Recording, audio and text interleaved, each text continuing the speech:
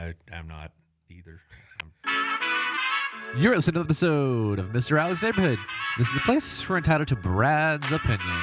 And now for your host, Brad Allard. Well, today's going to be a fun show. Today we get to be introduced to Mr. Caleb Mitchell, who is running for place 4 in the school board. This is my first time to visit with him, and maybe the first time some of y'all will get to hear from him, and he has got some really good ideas. I know he's got a great educational background, being a DBU grad, and so we'll be able to talk about that as well. So it's really interesting, to meet somebody new that wants to run for the board, because I'm always wondering why, because it's a lot of stress and not everybody is happy with you all the time. But we'll get to all that. I'd like to run through the sponsors real quick, sir, so we can, get to the meat of the show. But thank you to CrossFit Burleson. Thank you, Daniel, at CrossFit Burleson, 317 Southwest Wilshire. It's a good place to work out, a great place for a training program. They have all of that and the above. They have supervision, they got trainers, the whole thing. So check out CrossFit Burleson at 317 Southwest Wilshire. This one's pretty interesting. This is Shandy Stockstill, whom you've met. And yes, I have met Shandy. And you obviously know that she's running also. In this capacity, the show is about you, but she does sponsor for her real estate. She is probably one of the very best real estate agents in town, and because she knows where everything is, and she knows that type of people that or the customers and whatnot. I'm getting it right. Come on out here. Now I got to mess with the Facebook stuff. That's always a lot of fun. Okay, but thank you, Shandy, for all you do. And she'll be on the show on the 20th, by the way. Thank you to Our Place Restaurant. I love Our Place. Yes, doesn't everybody? I mean, my gosh. It's a great place. Yeah, Otto is a great guy, and I really enjoy going there because one thing I always stress with him is that I like the fact his staff is been there a while. It's not like a heavy turnover, so they know you and they can visit with you, and it's very relaxed there. It's probably one of my very favorite places in Burleson. And not only the food, they got the big chair. Me being a big guy, it makes a great picture. Yeah. Shandy says hello. She's excited to hear what you have to say. She was when we talked earlier a couple of days ago. She was glad you're in the race, because and a lot of people are actually, because it promises to be a very informative and cordial race instead of hair pulling and carrying on. So it's a good thing to see for our community. Okay, on we go. Also, thank you to Wild Cigar and Culture, Chris Notaboom and the crowd. You ever been to this place before? I haven't, and I do appreciate a fine cigar. Yeah. So I would definitely go over there, because they get this huge humidor, and they got trained tobacconists to help you out with what you want, what kind of smoking experience you want, that kind of thing. Plus, they have a decent bar, if that's your thing too, which occasionally is my thing. So it's a nice place to go. And I think they have like groups there that meet there routinely. They want to get there, have a drink, smoke a cigar, and whatnot. So it's over at the Standard. Also, thank you to Tiffany over at Local Life. LocalLifeTX.com is up. The magazine came out last week, has great articles, great advertising, very pointed, to the Burleson public. So you'll get to, there's some national ads there as well, but most of them are going to be local businesses. So you get to see what your friends and neighbors are doing. So thank you, Tiffany. Thank you also to Southern Gem. Now, you ever been to this jewelry store by any chance? I haven't. I try to limit my jewelry experience. It keeps my income at Well, I'd like to say the same, but my wife works here, so yeah. So it's always she comes up. I saw this and I saw that, and I'm like, we are trying to pay bills right here. Do you know Ann Hull Rose by any chance? So is she a colleague of yours, friend of yours? No. Well, she's a former board member, and she's very interested in what you have to say. Hey, Ann, how you doing? Yeah, she was texting or messaging me earlier about you, and she was very excited about your race. Also, thank you to Hotworks. Well, I didn't even finish Southern Gym. Doggone it, she pays for it. You better make sure you get that one right. Well, particularly my wife's there. No, it's on the 3rd floor of the Windmiller Building, and they're moving down to the bottom floor in about 5 weeks if they can get things together. Because I was talking to Gayla, the owner, yesterday, and one of her contractors are giving her static, and so she has to work around that. But anyway, they're going to have a much bigger store. And what I always tell, particularly the gentleman, the good thing about the jewelry store, if you have to go there, she's going to have like a place to park the husband, so with a big screen TV, and something like that, and refreshments and such. So while the wife is spending the mortgage money, at least she'll have a good ball game or something to watch.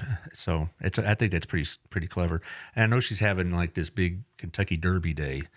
Hopefully it'll be downstairs by that time.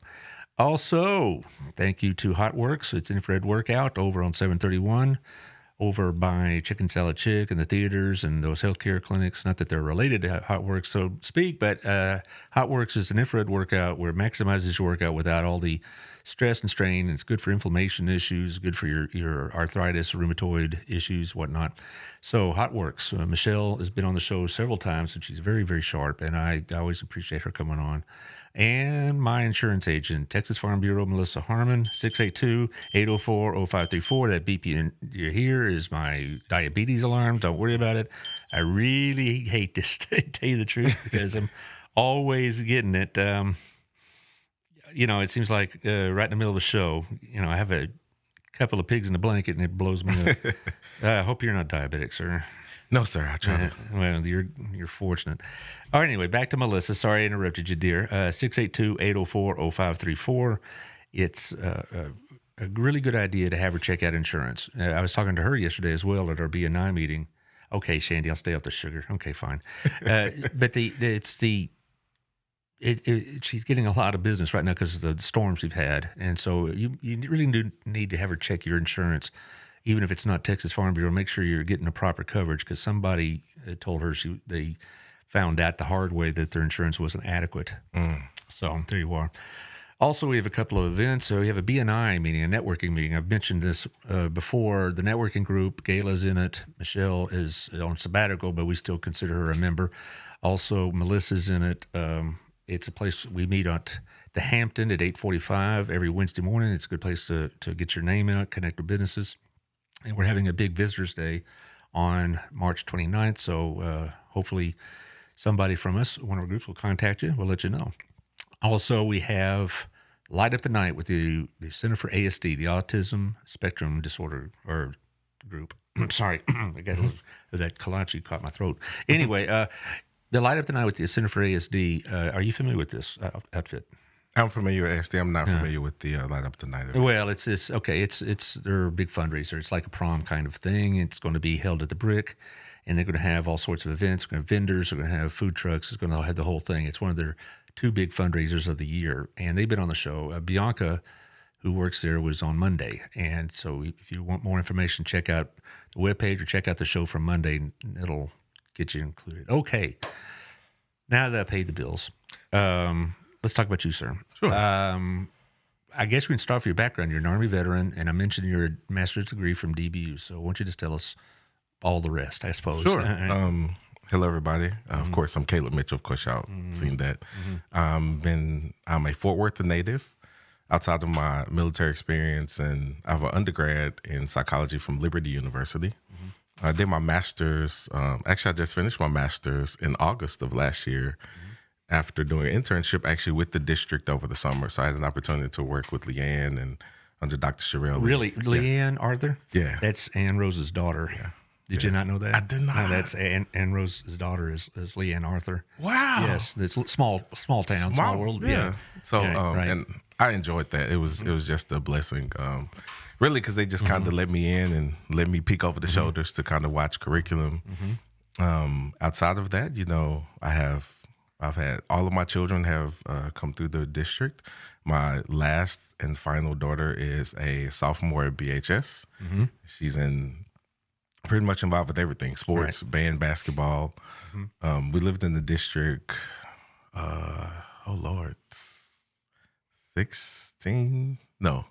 14 years. Right. We were talking prior to the show.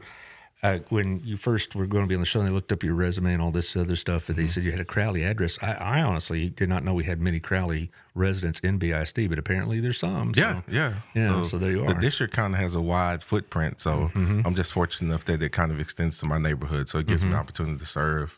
where my daughter gets her education as well. Well, sure, and it's a good thing that you have a connection with the district, also with as an intern, not just as a parent, but you also, because you can see the both sides of it, right? See what's happening with your children, but you can also see the inner workings, and sometimes that's not so much fun.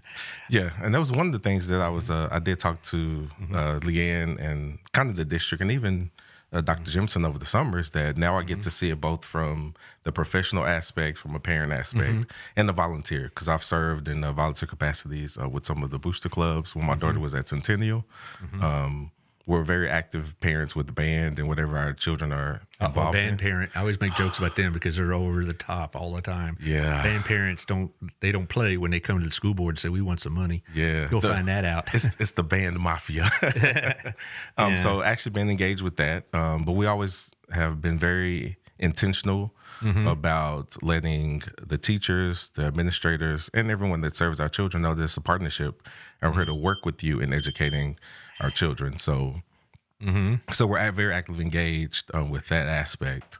Outside of that, I'm excited to actually take this opportunity to serve in Burleson. I've served, all over the world with the country, and then I've served with my church. You were involved in some of the military events of the early 2000s, right? Yes, sir. So I did, my first tour was in 2004, and then my second was in 2009. Where at? So I was based in Qatar, but we served more than 167 different countries throughout the theater. Yeah. Yeah, I bet. That was a fun time to be in the Middle East, wasn't it? It was very interesting. Yeah, no doubt. But we're glad you made it back. Yeah. So am I. Still, it's tough. Bill Janish is also a fairly active respondent to the show, and he says you have a great resume and background. He told me about this earlier, and he's also very appreciative of your service, which we all are, because I'm a son of an Army captain, and the sacrifices that are being made on behalf of this country they don't go by us. I mean, we know what you're giving up. Yeah. But back to school, I guess. When you were working with Leanne and working with the school district, and you saw, the impact that it was having on your children, whatever else, and you were having all these other experiences with the district, was that the reason that motivated you to run? Or is this something you've been wanting to do for a long time? Well, I wanted to do for a long time. I think Burleson is a very special place. I think from what I see as a parent, that they serve our children well. I just really want to kind of help extend that, and then just come in alongside them to help them in areas that my expertise may be a little better. I'll be able to see it through a different lens. One thing I believe that the district does well is they're very transparent. But I believe we need to continue that so that we can keep Burleson that special place. Right. I've also been able to advocate on behalf of parents. I know Shandy, when she was on the show, she mentioned it's always good to have someone that currently has a student in the district. And so you get to kind of advocate for parents that may not have a voice outside of the school board meetings, but you can have a seat at the table and bring that perspective to the table and say, hey, I'm a parent. I see this. I experienced this from what my student is going through as well. So now I can advocate on behalf of parents throughout the district, and then on behalf of teachers with my background in education and curriculum and education. So I get to see the kind of I always get the pedagogical side. I just make up a word, so it just sounds good. I always got that word confused as well. Because I understand that the value in that is that sometimes teachers don't have that voice. They don't have someone to advocate for them. And I know we currently have former educators that sit on the board, and so they're advocating, but I kind of, with the fresh perspective, freshly out of school, also being someone that subs in the school system, I kind of get that that unintentional approach from being able to. Well, you probably have time to visit with the teachers, and they'll maybe be a bit more candid with you than with an administrator, because that's just the nature of it. But teaching is harder now than it was when I started. I started in Burleson in 1988, at the junior high, and then 2 years later at the high school. And it wasn't easy then, but it was easier than it is now for all these different reasons. Yeah. And then especially coming out of the pandemic with that 2 year kind of education gap that our children are experiencing. And then our teachers are frustrated because now they're having to deal with that when at at best, a lot of our students, especially going into high school, were already kind of at a deficit with learning, and they're trying to play catch up so they can make sure that these students get graduated and Right. get prepared for real life.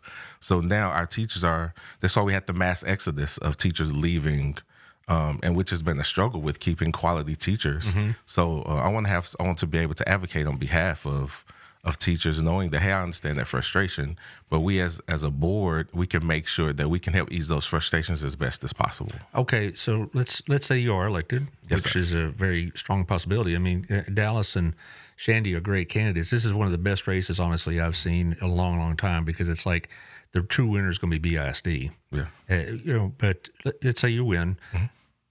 You just address the issue with the teachers. How would you try to ease some of the problems or these stresses with the teachers? I mean, sometimes it's the state of Texas or the federal government that's bringing the pressure, not BISD.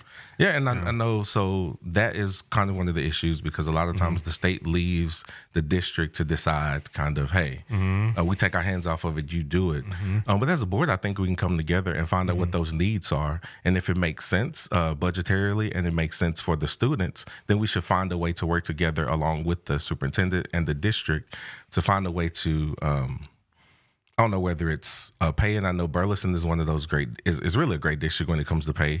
They're in the higher echelon, but also providing any services that they may need, whether it's mental health, providing them that time, that extra leave time to spend with their families, increasing their ability to be able to relate to students, whether it's adding additional personnel in the classroom, anything that can help balance that work to life balance. Because as a teacher, I know that is probably the least things that they have is been work to life balance. Because most time you're taking your work home, and so your family usually is the one that suffers most from being an educator, and then so you're always teaching, if you will. Well, I used to, after church on Sundays, go to this high school and do about 3-4 hours of uninterrupted work. So I may not have been taking it home, but I was working more than just the 8 to 4 or whatever. The thing I've talked about with both Dallas and Shandy, and I'll talk about with Ryan when I see him, is the pay is fine. Okay, everybody wants to get paid more, but that's not what I hear about. The insurance could be better, but that's also a difficult needle to thread, or thread the needle, whatever. But the real thing I always was stressed about was class sizes. I would have a situation where I'd have 6 classes, and my average would be 27.5 or something like that, and they would say, well, that's manageable. But you had one class of a dozen because it coincided with the same period as football, band, and whatever else, and the rest of your classes are 30 or more. Right. How would you address that issue as a board member? I think it's a really difficult question to answer. Oh, I know. sorry. I know class size not only does it impact the teacher, but it also impacts the quality of learning for the students. Absolutely. Because all students learn at different rates. All students may need more attention than other students. So sometimes if you have an assistant in the classroom, it can kind of help balance that. Right. But we may have to look at what would be other options. I know we've mentioned about there possibility being another school being available in the district. If that can help reduce the class sizes, that may be something that we look at, or just other opportunities in how we can maybe schedule changing, so that you have less students in the classroom. But then that might, lengthen the day. So it's really, like I said, it's a complicated question. So. And you are working with budgetary constraints. Right. And one thing, I don't know if you talked to Brenda Mize yet, that may be is somebody to get an appointment with and talk about school financing. You'll find out that a large percentage of the budget is off the table. Right. It's mandated by the state. You will be doing these things, and it's out of your pocket. And so maybe only about 2/3 at best of the budget is fixable, so to speak. And that's a real problem for everybody in the state of Texas. One of the things that changed over the course of time in education is when I started, Texas Education Agency and all that was in the background, but not nearly as prominent as it is now in direct operation of classroom instruction, discipline, the whole 9 yards. Yeah. And that's what's been frustrating for a lot of people is that they have gotten so involved and they've made schools so accountable based on tests or other statistical data that sometimes that drives the whole bus, as opposed to are our children learning, or is our children learning, George Bush said, but because we have to get them across that stage and we have to get them to pass those tests. that's our focus, and I wish we could change that. Yeah, and my thing is, I think that school should be focused on learning. One of my favorite quotes is that if there's no teaching, then there's no learning. And so learning is the key. What education was designed for. And sometimes what happens is all these other things get in the way of learning. They do. And I think we have to bring back the importance of learning into the classroom, and not just the classroom, but actually being advocates for those who are creating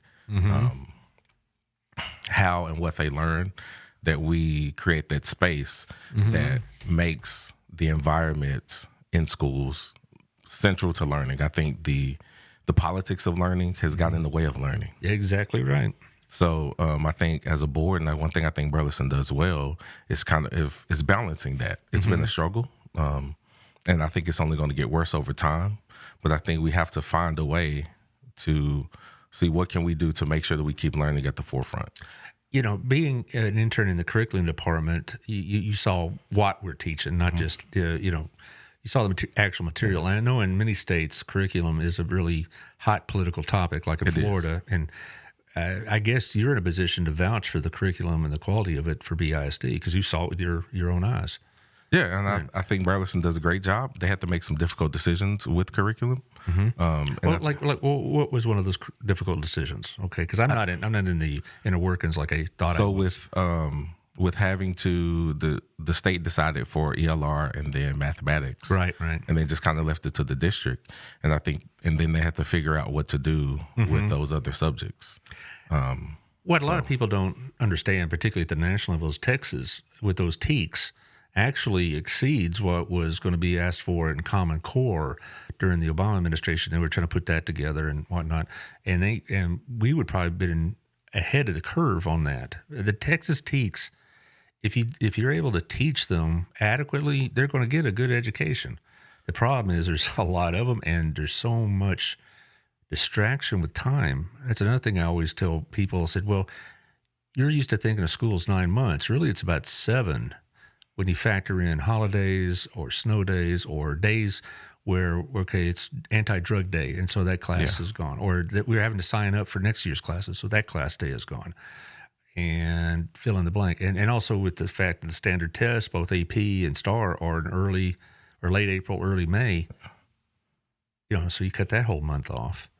That's some of the things that I don't know if as a board member you could fix, but it'd be something you'd have to deal with.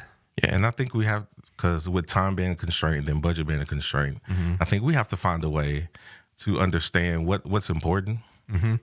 And of course, I'm a firm believer because I believe that curriculum is the foundation.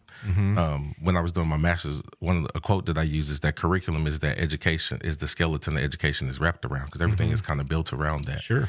And I think with the time constraints, with it actually being about 7 months, as you say, and then the large class size, and then on top of that, you're have a lot of teachers, especially in Burleson, not so much, with the majority of the teachers in Burleson, the tenured teachers, having to find a way to not only be creative with the curriculum, so that you can reach all students where they are, but you also have to find a way to teach it even when you don't fully understand it. It's interesting because Shandy must have read my mind, because I was about to ask you this very next question. It's there on the screen. What are your thoughts on the 4-day week, with the 5th day being intervention or teacher planning? Or you have any thoughts on having 4 days of instruction and that 5th day, Friday or Monday, whichever it is, being used by teachers for, meetings, planning, grading, etc., maybe remediation for a student? Have you given that much attention? No, but I would consider, then we'd have to consider what strains they will put on families. You're right. Because if your student is only in school 4 days, then you would have to find a way to what to do with the student on the 5th day. And so if parents are working, if they don't have the means for daycare or for a sitter, then that's going to put an additional strain on the family. So that's a difficult balance. It is. And then it would make the day longer. Right. Which we already know that teachers have long days, involuntarily as it is. Well, but hopefully that 5th day will take some of the time that they could use for fifth day to do their grading and lesson planning and not have to do it on the weekends or at home. There's also another issue that I don't know if everybody considers, and that is a lot of kids, particularly in other districts, like an urban district, that's 2 meals a day that they get that they may not get otherwise. You know, we have a pretty extensive free and reduced lunch plan, but and I think people misunderstand that a little bit, because you'd be surprised at the number of people that are eligible for that. Right. It's not just based on income; it's based on family size and how many kids you got in school and all this other business. I currently see that with my current employment with the federal government, because we were kind of actively involved with that rollout, especially during the pandemic, of making sure that students were fed even when school was out. So, and that does bring up another point, is that those meals would need to be provided. But in addition to that, I've seen it work in private schools. So it's not impossible, and I'm saying it may be something that we as a board look at. Well, everybody's going to look at it, because from what I've read, there are some economic benefits, because you're not having the same kind of expense, with the utilities and whatnot. As far as curriculum time, most hour, I don't know if they still do the schedule, but my last couple of years, it was 55-minute classes. If you had like an hour and 10 minutes, it'd probably be helpful for math and science. They can get those labs in. They can do a few more algebra problems, whatever else. And an experienced teacher elsewhere in other classes can make it work, but there would be an adjustment. We went from every day to block back to every day, so you get used to it. Shandy has another question for you about vouchers. So what are your stance on vouchers for school choice? Within the district, or just open? That's a good question. I would. Yeah. Well, let's start off with within the district. I'm actually, and I think it works, because just because you're zoned to a school, that school might not actually be the best fit for you. Well, we do have the school of choice, as you know, and I had the leader, the young lady. I'm trying to remember her name. Lindsay Bird, that's who it was, Dr. Bird. She was on the show about 2 months ago describing their school of choice program. I think when she's talking about vouchers, Shandy's talking about vouchers, she's not talking about choice within the public system, but taking public money and using it possibly for private schools. That's what I think she's talking about. How do you feel about that particular issue? I'm an advocate for public school. I'm a product of public school. I think there are some things that you get from being in public school that you don't necessarily get from a private setting. I think you get the diversity of backgrounds. I think you get to kind of learn where you in your neighborhood. Outside of that, I really haven't given it much thought. That's going to be a big issue in the legislature, I'm quite sure. I mean, I haven't heard much yet, but I heard a lot of talk about it during the election and in the run-up to this legislative session. But, we'll probably hear more about it next month when it gets down to actual vote time. But as far as the big issue about vouchers, taking it from public to private, I've taught in both. Yeah. And I had come down on the public side of it primarily because I taught at Southwest Christian. And not every kid was wealthy, but a bunch of them were. And or they came from families with the wherewithal to send to private schools. And so let's say the vouchers were $6,500. Is that going to be enough to cover? They'll cover about 35% of Southwest Christian's tuition. And so the parents had stuff to come up another 2/3, which is not cheap. So really, in effect, you'll be subsidizing people that already have the money to send their kids to private schools. So that's where, I understand all this business about choice and whatnot, but I just think at the end of the day, you're taking money from the privates to give it to, from the publics rather, to give it to people that really are somehow managing to get their kids to private school anyway. I really believe that if we do the work of making sure that our public schools are producing quality education, it makes those private schools less attractive. So I think we have to make sure that we as a board make sure that make sure that our schools represent the level of education that will be attractive to the parents that want to come there. Well, and as a parent of how many kids did you have and do have? You had one, you said a sophomore? I have one. That's a sophomore. I had one that graduated last year from Centennial. then I had one that graduated from. So I have 4 total, and I have one that my other 2 graduated from VHS and Centennial in 2020. Okay, So we're back to back. You're right. Yeah. Well, you've been pretty busy watching a lot of graduations, I guess. Yeah. So you have but you have a good perspective though. So you see what the benefit of the district is as a parent. And when I was at Southwest Christian, we had some great teachers, and we had, pretty good facilities and technology and all that. But gosh, now look what BISD offers now. Game school, like the game design school is great. Right. Yeah, and the early college. Early collegiate high school. Mm-hmm. Look at all the things that we didn't have that. Yeah, and then the fire academy, all the CTE courses so Burleson is really a great district. So that's one reason why my students are still in the district, because over the summer I did do an internship with the private school, so I got to see the balance between the two, and I still believe in public school. That's why my children are still in public school. And when I recall my educational career, like on a show or assessing my memory bank or whatever else, it's almost always BHS I'm thinking of. I had nice kids at Southwest Christian, certainly, and good colleagues, but that experience was fine. But the BHS one was the formative experience for me. And I think it could be for the students as well. Yeah. So I've had some thoughts about the vouchers because I understand you want to,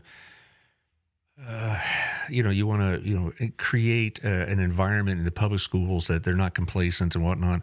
But pretty soon, at the end of the day, I don't want to be subsidizing people at Mira Vista or Overton Ridge Park or fancy parts of Fort Worth so they can send their kids a Country Day a little bit cheaper. They can pony up their own money for that. Now, and a lot of kids they go to private schools because of the Christian aspect of it, as opposed just to the private education. And it's fine too. But, again, if that's a choice that one makes, then they should make that choice on their own and not have to be subsidized by the federal government. But we'll see what happens. There's I would not be surprised out in the legislature if something like that comes out. Yeah, and I won't. I'll leave it at that. No, you leave it at that. Okay. All right. Well, Shandy says thanks. I appreciate it. Your perspectives. I do appreciate the questions. And Ann Rose also is talking about it. Not a lot of people can afford private school, but because I grew up in a very socioeconomically strapped environment, and so we didn't have a lot, and so that's why I'm really an advocate for public school. That's why I'm running for a school board is because I know what public school did for me. They had teachers that care. I always say that school is 3 parts: it's art, science, and heart. If you don't have the heart, the art and science, I think it doesn't make sense. But the heart is what really makes the education aspect important, because you have teachers that will help a student like me who, according to the numbers, shouldn't be sitting here today, shouldn't have the opportunity to even run. But because I had teachers that cared enough, they had the heart to make sure that the art and science piece got into me. Right. And then as I grew up and I experienced life, I can still go back to those teachers even to this day, and I say thank you, because they took the opportunity to a little knucklehead from the hood to give him an opportunity to be able to be in a position where I could advocate on behalf of other students and other parents and other teachers. I'm sure those teachers are very proud of the fact that they had a piece of bringing you along, and now here you are, have a master's in education. Yeah. Are they any of them surprised? Sometimes. Sometimes. Sometimes. But I also grew up in a house full of preachers too. My father was a pastor, and my brother's a pastor.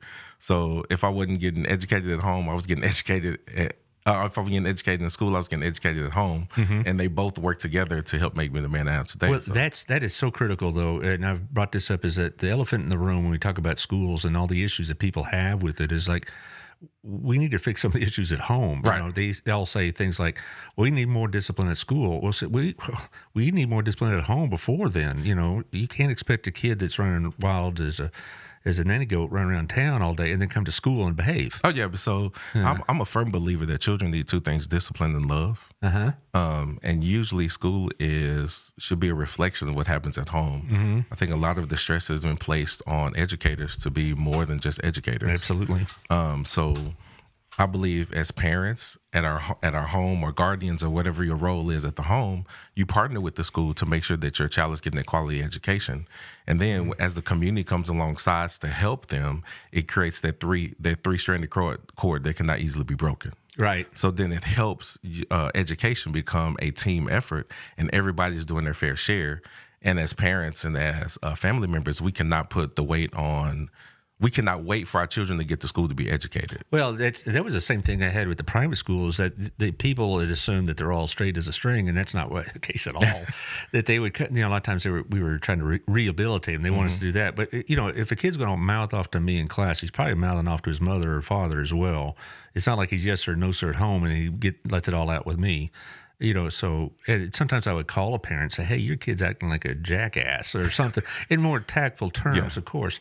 Well, I don't know what to do with him. He's that way at home, and in some other cases, the ability to impart some of those lessons wouldn't avail because they're single mom, maybe working 2 jobs or a night shift or something like that, or single dad.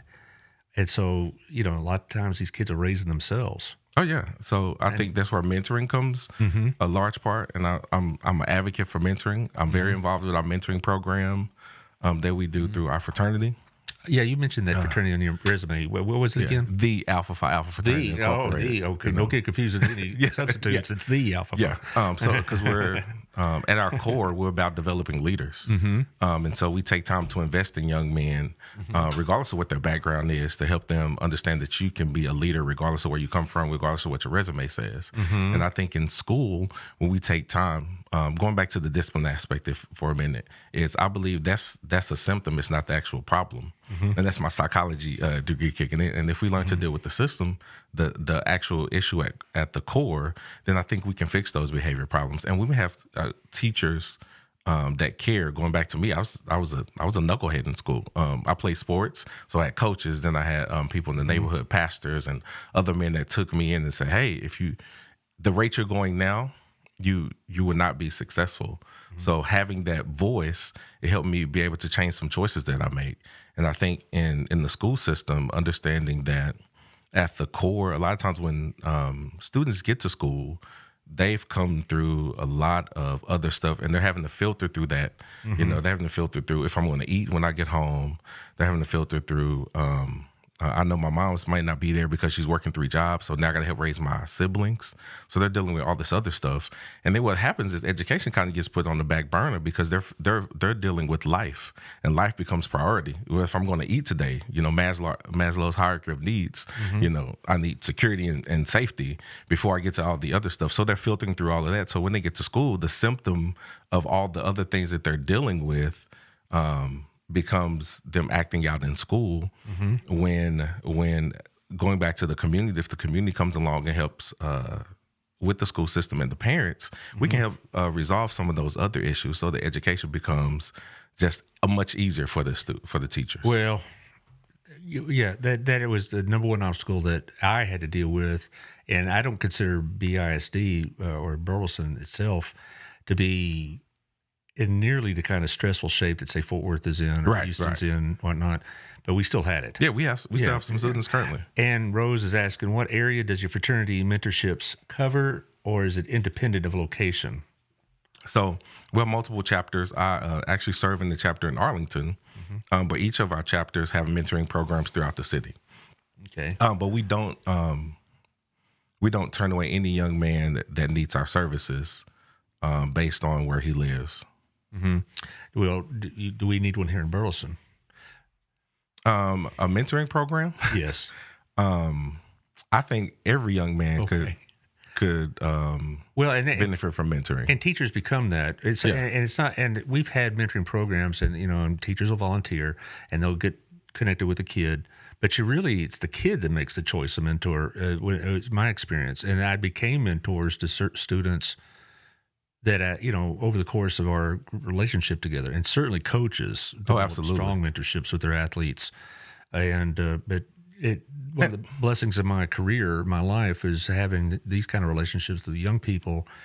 And you see them as adults. I see them in the store, I see them on Facebook, I see them wherever, and they got kids, they got jobs, they got things going on. And Would they have gotten there without me? Probably, but I'll take a piece of that credit. I'll take 1%. You know, or So something like that. I have a young man. He's my godson. I've been mentoring him since he was 13. He's gone on to do great things. Play football at Angelo State.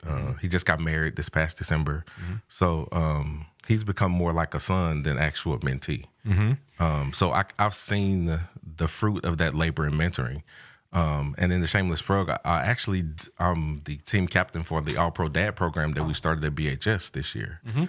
So we're doing our best to get dads more involved, and then so that we can find avenues for young men and young women to get engaged with the school. And then how can we serve BHS better?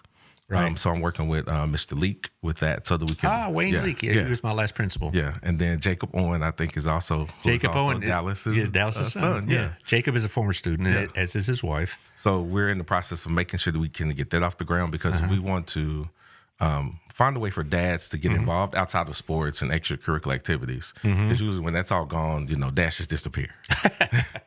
So our goal is to find a way how we can come together to serve the school and the community better. Right. And I wanted to make sure that we started this like last semester, and we've really been working to get that involved. But just All Pro Dads at BHS. Yeah, okay. Look forward. But I think going back to your question about mentoring, every young man can benefit from mentoring. Because another one of my favorite quotes is, not only do boys need their dads, men do too. And that word dad can be translated from a coach, from a mentor, from someone that's instrumental in their life to help them develop and to grow and become the man that they was intended to be. Bill Janish, who's, like I mentioned before, is fairly active on this page, asks a question. By the time my son got to middle school, I became exposed to some parents who believed homework should only be done during school hours. They absolutely refused to waste their family time with their children's homework. This disrupted a few of my son's classes. Have you experienced this? And how can a district overcome, I'm seeing through the glare here, overcome these hard stances of parents?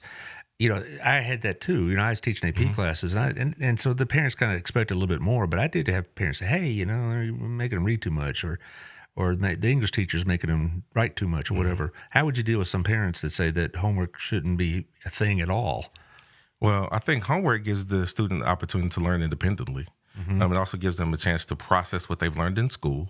It also gives, in the classroom, it also gives them opportunity to get the parent involved with what's going on in the classroom. So I wouldn't have I don't have a hard stance against homework being outside. I take that back. I think it gives the parent an opportunity to kind of see what's going on, because rarely do parents check Skyward or they check in Google Classroom to find out what the what's actually going on with the students. But I think homework, it's beneficial. If there's time in the classroom, yes, but I don't have a hard stance of saying no, parents shouldn't have homework at home. I don't have a hard.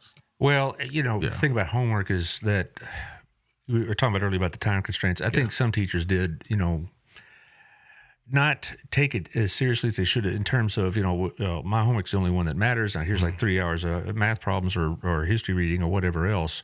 And you got kids at work, you got kids in sports, band, et cetera, et cetera. However, you're not going to cover all the material, of course, without having outside work. And then you say, okay, we're ready for college. You don't do any homework or schoolwork in class in college. It's like, okay, I'm going to talk for a little while and then go read these 5 chapters. And these kids are totally untrained for that. And I see that even now. I teach at Hill and DBU, and DBU, God bless them, I have 30 students right now. Most of them are pretty good, but some of them, they're having that learning curve, you might say, about outside time. And DBU gives homework. It does, and it should, And so Shandy here also says, we're blessed to have 3 candidates that care for our community and our youth. Thank you for running. That's true. Like I said, this is one of the best races I've ever seen. We only going to have one winner, unfortunately, but that's the way it is. Well, like you said, Burleson is the one who wins. Yeah, I really do believe that. As far as, kind of getting back to the parents and whatnot, we were always trying to get parents involved in school. My relationship and my experience with parents is 99% good. I only had a handful of times in my years there that I had to really knock heads with some parent, but most of it was pretty good. But how would you increase or encourage parent involvement in in the kids' education itself because, open house isn't that well attended and not everybody goes to school board meetings. So how would you encourage it? Well, I think we have to find what works best for parents. I know, and that's been one of our struggles with the All Pro Dad program is finding, do we meet in the evening? Do we meet in the mornings? How late in the evenings? I think having programs like All Pro Dads, All Pro Dad gives parents an opportunity to get engaged. PTO, whether it's a lunchtime, I think from my experience, I think Burleson's really good with allowing access for parents to schools. I know with the pandemic and all the security measures that's been put in place, that's not always, you can't have every parent on campus all day. But, whether it's a lunch, whether we do a lunch type gathering for parents to come, I think we just have to find what's a happy medium.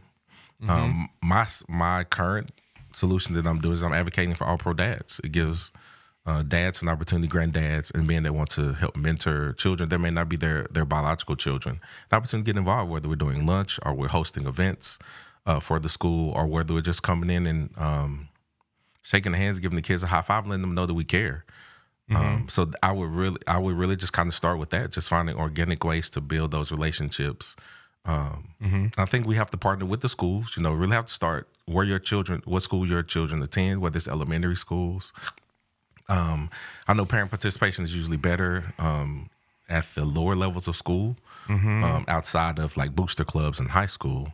But I think we have to, that's one way, is having a program like All Pro Dads where parents can come and engage with other parents and then take ideas back to the school and say, hey, this is how we want to partner with you to make this school better or the district better. You said you've been, here, I'll just read what Bill says. The Academy at Noel Dunwich required, I believe, 10 hours of parent volunteer time per semester. This provided an excellent opportunity to show the kids who cared. And many parents volunteered more than their minimal times. Well, your Noel Dunn, as you know, is a bit different. But I did know at the elementary level they have better volunteers because they're still young and mama still can't let go of their babies. Yeah. But at the high school, like get away, get on school. The kids don't want to be. Oh man, are you dropping me off at school? Just drop me off down the street and I'll walk. Well, we had a deal one time where I had a parent. The kid was giving me trouble, was giving other teachers trouble, and she showed up with him in my class and I go, well, how you doing? And she goes, I'm going to be walking with my kid to class for the next week. I said, well, here's the seat, ma'am. And so, boy, you talk about straightening that kid up. Now, you said you've been part of the BISD district for 16 years. Is that what I said? We're about 14 years. Okay, and you've seen Burleson change. I have for a lot of different ways, economically and diversity and whatever else. Those all bring challenges, growth and diversity and, political influences, if you will, from the state and national political influences. I mean, do you think Burleson's in better shape now or it still has some issues that we need to deal with in those areas? I think anytime growth and anytime you have those melting pots, if you will, coming together, there's always going to be challenges. I think there's always room for growth.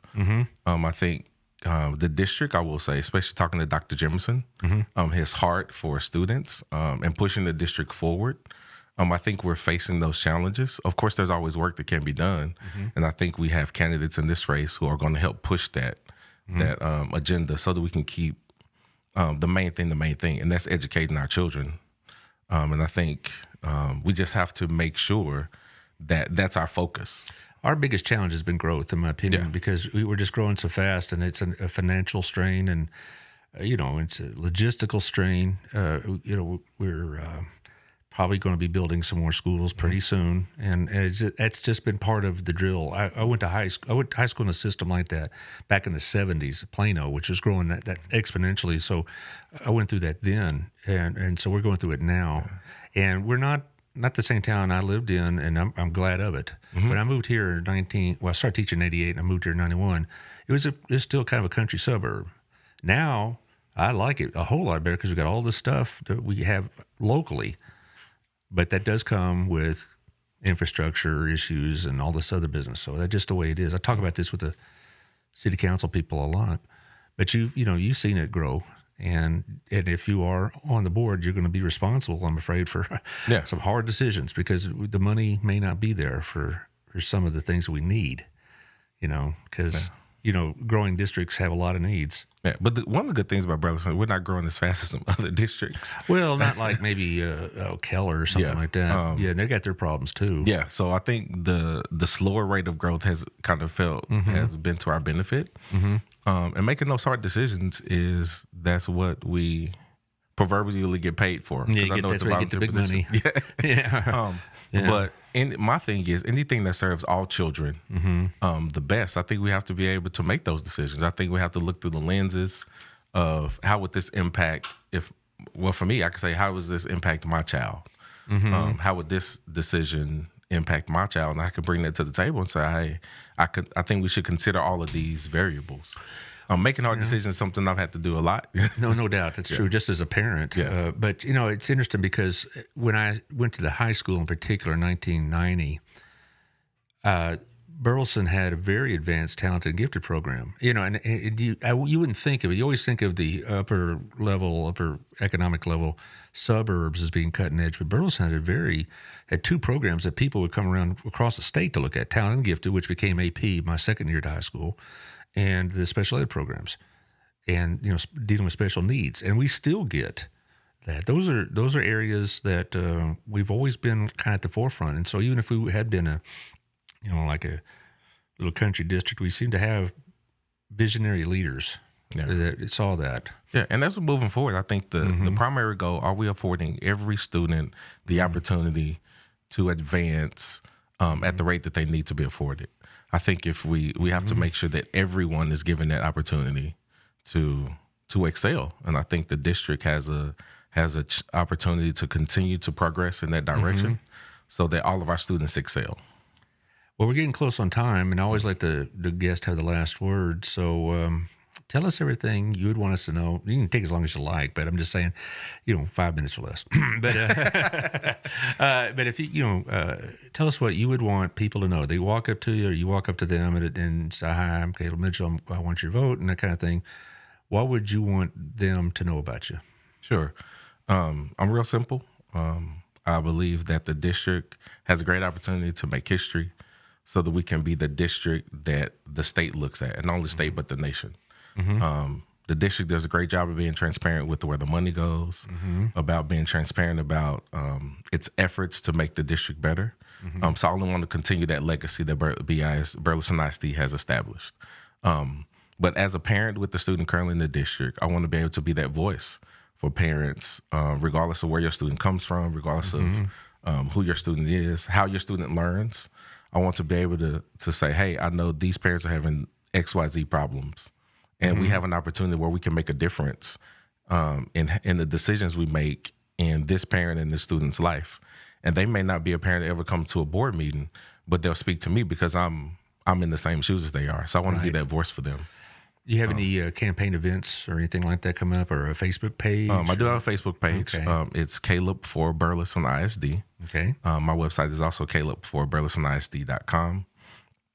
And then the last thing is, I understand teachers or educators, it's difficult, especially these last few years with all the challenges that they faced. So I want to be someone that they can also be a sounding board for, along with the other current board members that have former educational background, that we can all partner together as a board to help make sure we're making the best decisions that's going to help our students, our educators, and our community. I'd like to do this again. You want to come back on? I would love it. Okay. Well, after the show's over, let's try to find a date because I am getting booked up. I'm very fortunate to be a place that some of the candidates like to come to. So let's find you a date in April. And before they're all taken up. I would like that. Okay. I've really learned a lot about you, sir, and I'm very, very impressed. And I wish you the very best. I hope, I know it's supposedly in the hands of the electors, but I also think it's also in the hands of God. Absolutely. And that's how I approach any election. I say, I may not agree with your choice, Lord, but you didn't ask my opinion either. Well, you know what they say. If you want to hear God laugh, show him your plan. Yeah, that's exactly right, sir. I really have appreciated and enjoyed this time. Y'all, Monday I have Ryan Richardson who's currently on the board and will be running for place 3 actually. Sorry, I get them all confused with the city. And then I have Ronnie Johnson on for Tuesday, and then Thursday would normally is scheduled for BISD day. I have one show a month for BISD, but it's spring break, so I'm going to give them a break as well. So we'll see You're a you good next. guy. I am. What can I say? I'll see you all next Monday.